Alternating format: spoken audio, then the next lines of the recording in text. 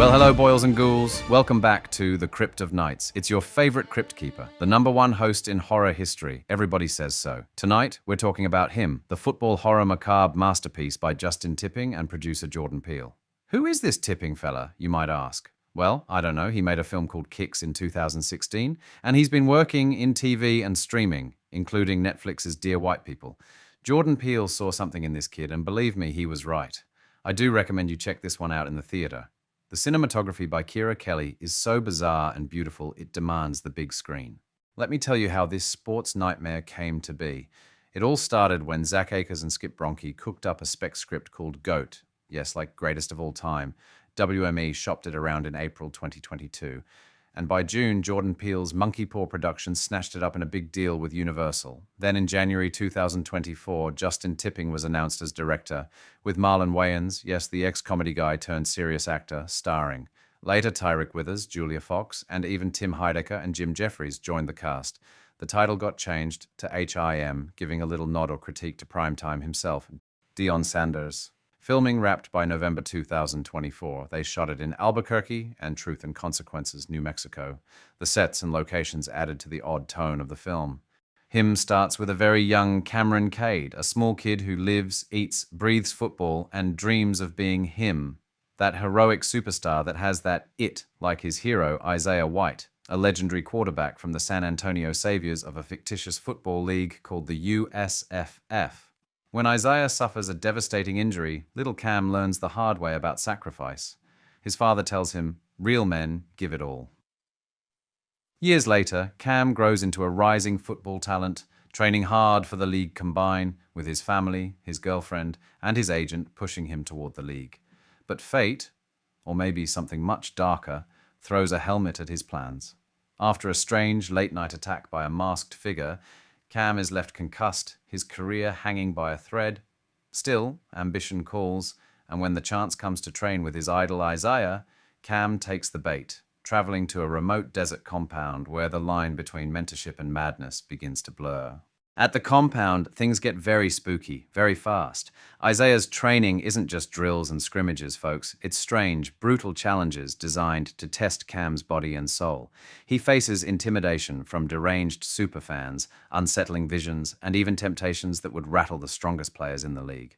Performance enhancers and other drugs creep into the psyche of the protagonist. As Isaiah pushes Cam deeper, the lessons turn darker. Winners don't just play the game, they own it. No guilt, no fear, no remorse. Soon Cam finds himself caught between loyalty to his dreams and the horrifying cost of becoming the so-called greatest of all time. Is he ready to step into his hero's cleats? Is the legend really ready to retire and pass the baton? Director Justin Tipping does something very special here. Through the framing, lighting, and editing, he builds an atmosphere that's so eerie, so unsettling. You feel like you're right inside young Cameron Cade's rattled brain. The shadows, the desert emptiness, the pounding sound design. It's like every concussion symptom turned into cinema.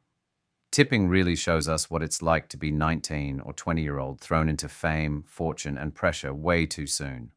Half of the time, you don't understand what is going on, just like a young kid thrown into all of this would feel. You don't just watch Cam's journey, you feel it. Very immersive, very psychological, and believe me, not easy to pull off. Most film critics are destroying this film, but don't listen to them. They are a bunch of nerds who've never been near an NFL prospect. Believe me, I have. Him is really about something much scarier than a twisted training camp.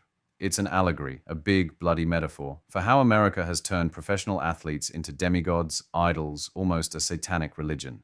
Think about it, folks. Stadiums are the cathedrals. Fans wear the jerseys like sacred robes. And the players are worshipped as if they're untouchable gods. Tipping, with Peele's backing, leans into that with cult imagery, ritualistic undertones, and the idea that greatness comes at a blood price. It's not just about football, it's about the cult of celebrity and the danger of worshipping heroes who are all too human. Or maybe not human at all.